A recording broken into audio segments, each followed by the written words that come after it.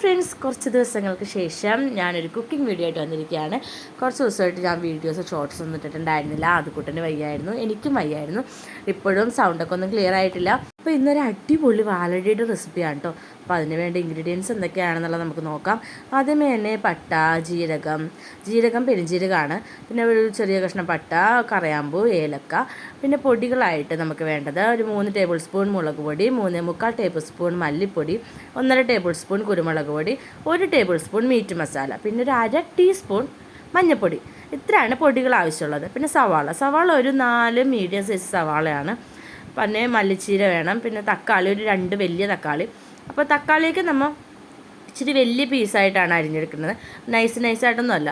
പിന്നെ അതിനാവശ്യമായിട്ടുള്ള ഇഞ്ചി എന്ന് പറഞ്ഞാൽ ഒരു ഇഞ്ചി വലിപ്പമുള്ള ഒരു ഇഞ്ചി, പിന്നെ ഒരു 5-8 വെളുത്തുള്ളി, പിന്നെ പച്ചമുളക് ഒരു 10 പച്ചമുളക്. പിന്നെ നമുക്ക് കറിയിലോട്ട് കിടക്കാം. അപ്പോൾ കറിയുടെ ഫസ്റ്റ് സ്റ്റെപ്പായിട്ട് നമുക്ക് ഒരു ഉരുളി എടുത്ത് അതിനകത്തോട്ട് നമ്മുടെ ഇറച്ചിയും ഇട്ട് നമ്മൾ എടുത്ത് വെച്ചിരുന്ന ഇൻഗ്രീഡിയൻസും കൂടി നമുക്ക് ആ ഇറച്ചിയിലോട്ട് ആഡ് ചെയ്യാം.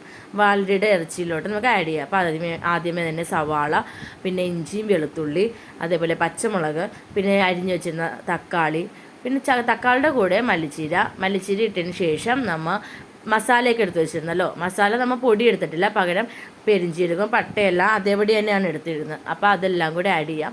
അത് കഴിഞ്ഞിട്ട് നമ്മൾ എടുത്ത് വെച്ചിരുന്ന പൊടിയുടെ അളവെല്ലാം ഞാൻ ഓൾറെഡി പറഞ്ഞിട്ടുണ്ട്. അപ്പോൾ വീഡിയോയിൽ സ്റ്റാർട്ടിങ്ങിൽ പറഞ്ഞിട്ടുണ്ട്. അപ്പോൾ അത് നിങ്ങൾ ശ്രദ്ധിക്കണം. അതിന് ശേഷം നമുക്ക് ഉപ്പിടാം. ഉപ്പ് ഒരു ടീസ്പൂൺ അല്ലെങ്കിൽ ഒരു 1.5 ടീസ്പൂൺ. ആദ്യമേ തന്നെ കൂടുതലിട്ട് പോയിട്ട് ഉപ്പ് കൂടി പോകണ്ട. അതുകൊണ്ട് ആദ്യമേ ഒരുപാട് ഉപ്പിടണ്ട, ഒരു 1.5 ടീസ്പൂൺ ഉപ്പിട്ട് വെച്ചാൽ മതി. അതിനുശേഷം വെളിച്ചെണ്ണ ഒരു 1.5 ടേബിൾ സ്പൂൺ വെളിച്ചെണ്ണയാണ്. അതിനുശേഷം നാരങ്ങാനീര് ഒരു ടേബിൾ സ്പൂൺ നാരങ്ങാനീരും കൂടി ഇട്ട് ഇനി നമുക്ക് എല്ലാം കൂടി ഒന്ന് മിക്സ് ചെയ്തെടുക്കാം. അപ്പോൾ മിക്സ് ചെയ്തെടുക്കുമ്പോൾ ആദ്യമേ നമ്മൾ ഒരു കയ്യിലൊക്കെ എടുത്തിട്ടായിരിക്കും മിക്സ് ചെയ്യുക. അപ്പോൾ മിക്സ് ചെയ്ത് തുടങ്ങുമ്പോൾ പയ്യെ ഒന്ന് എല്ലാം കൂടി ഒന്ന് ഇളക്കി കൊടുക്കണം. അപ്പോൾ മിക്സ് ചെയ്യുമ്പോൾ എപ്പോഴും നമ്മുടെ കൈ കൊണ്ട് മിക്സ് ചെയ്യാൻ ശ്രമിക്കണം. ആദ്യമേ നമ്മൾ കയ്യിലെടുത്ത് കാണാം, ചില ആൾക്കാർക്ക് മുളക് പൊടിയൊക്കെ കൈ കൊണ്ട് മിക്സ് ചെയ്യുമ്പോൾ ഊത്തലൊക്കെ എടുക്കും. അപ്പോൾ അങ്ങനെയുള്ള ആൾക്കാർ കയ്യിൽ കൊണ്ട് തന്നെ മിക്സ് ചെയ്താൽ മതി. ഈ കറി വെക്കുന്നതിൻ്റെ മെയിനായിട്ടുള്ള സ്റ്റെപ്പാണ് നമ്മുടെ മിക്സ് ചെയ്യലെന്ന് പറയുന്നത്. അത് കറക്റ്റായിട്ട് മിക്സ് ചെയ്താൽ മാത്രമേ അതിൻ്റെ എല്ലാ പൊടികളും കറക്റ്റായിട്ട് എല്ലാ സ്ഥലത്തും പിടിക്കുകയുള്ളൂ. അതിനുശേഷം നമ്മൾ ഇതെല്ലാം കൂടി കുക്കറിലോട്ട് മാറ്റാം. അപ്പോൾ 2 കുക്കറിനകത്തോട്ടാക്കിയാണ് നമ്മൾ ഇപ്പോൾ അടപ്പത്ത് വെക്കുന്നത്.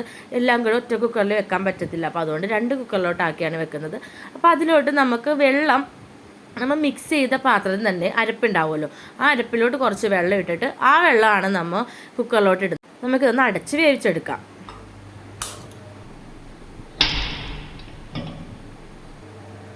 ഒരു 8-10 വിസിലാവുന്നത് വരെ നമുക്ക് വേവിച്ചെടുക്കാം. അത് ഓരോ ഇറച്ചിക്കും ഡിപ്പെൻഡ് ചെയ്തിരിക്കും അതിൻ്റെ വേവ്. അപ്പോൾ നമ്മൾ വാങ്ങിക്കുന്ന ഇറച്ചിയുടെ വേവ് അനുസരിച്ച് നമുക്ക് നോക്കാം.